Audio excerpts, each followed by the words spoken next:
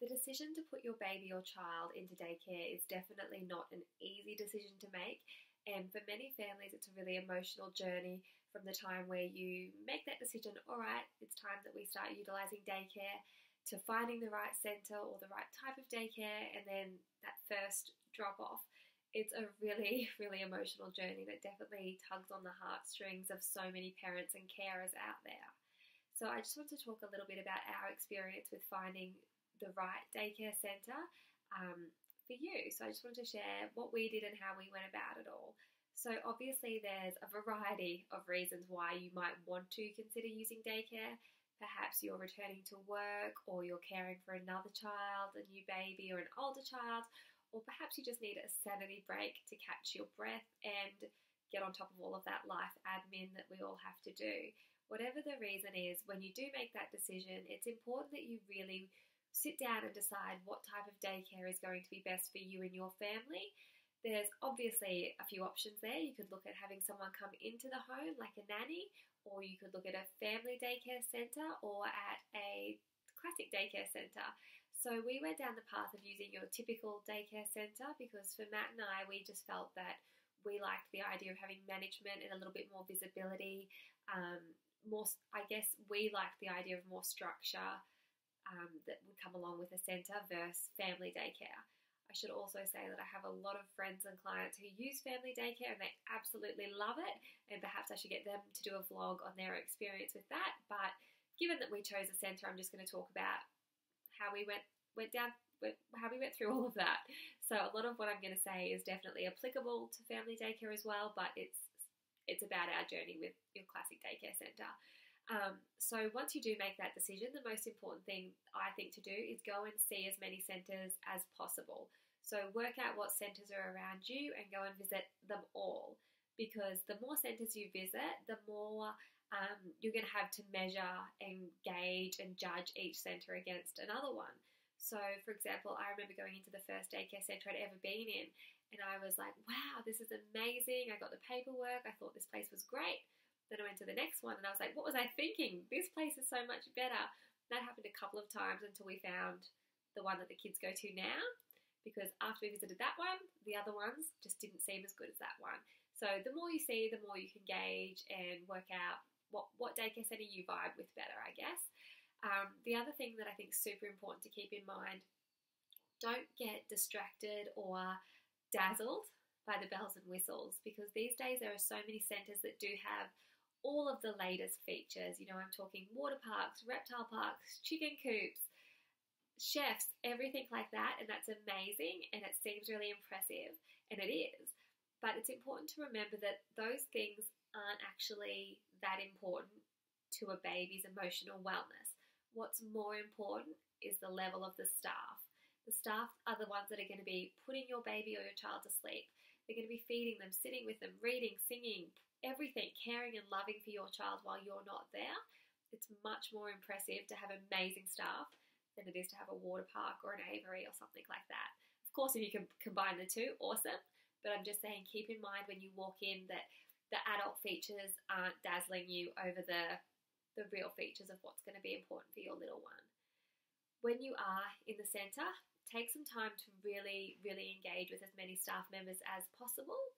One of my friends who's been in daycare for nearly 20 years said to me, Kylie, if you walk into a centre and the staff that are just, going about their business don't acknowledge or engage with you or the children, run. Because she said in her experience, that's an indicator that the staff are unhappy, and unhappy staff make for an unhappy centre, because you want to send your little one somewhere where the staff are happy, they're treated well, and they feel valued by management. Super important. So just take note of how the staff are, how their demeanour are. Are they happy? Are they all saying good morning to you? Do they all seem genuinely happy to be at work? Super important to keep in mind. When you are chatting to those staff members, I think it's important to ask the question, how long have you been at this centre?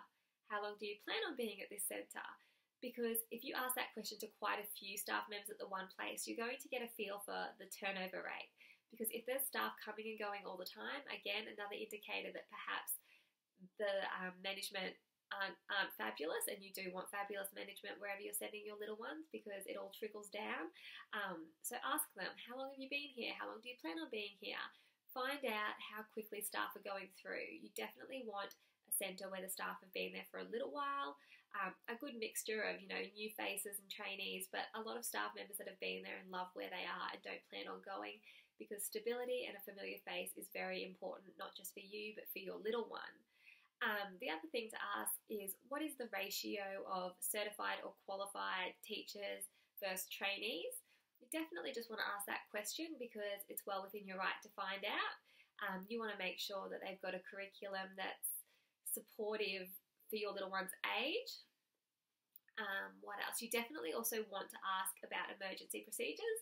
Now, being married to a fireman, I am just predispositioned to ask those questions, but a lot of parents don't.